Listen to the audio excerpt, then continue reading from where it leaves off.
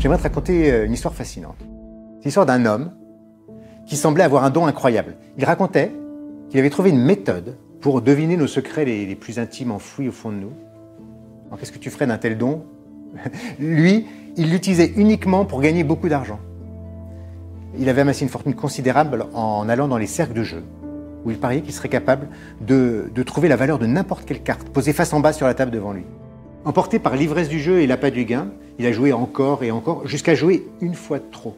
Un soir, il a misé toute sa fortune sur une seule carte.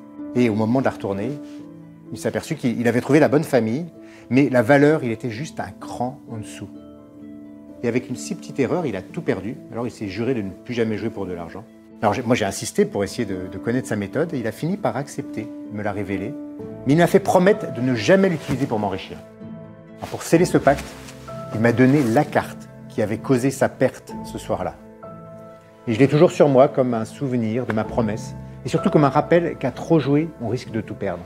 Alors bien sûr, je ne peux pas t'expliquer cette méthode en détail, mais en souvenir de ce dernier soir où il a tout perdu, j'aimerais te proposer de te plonger quelques instants dans la peau de cet homme. Alors imagine que tu es dans ce cercle de jeu. Il y a une carte et une seule posée devant toi face en bas. Et les parieurs autour de toi parient contre toi de plus en plus.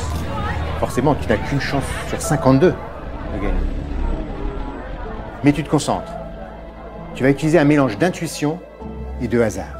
Tu vas juste visualiser au loin une carte complètement floue, tu ne peux rien distinguer. Alors petit à petit, tu imagines que tu te rapproches et ça y est, tu commences à savoir sa couleur précisément, sa famille et sa valeur. Ça y est, tu as une carte, une seule en tête que tu as construit pas à pas, c'est bien ça? Oui, c'est ça. Okay. Alors pour bien comprendre, tu vas me nommer une carte complètement différente. Tu changes tout, dis-moi. Dame de carreau. Dame de carreau? Ouais.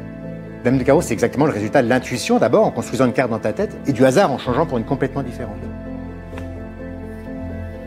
Dans cette enveloppe que tu tiens depuis le début, il y a une carte et une seule.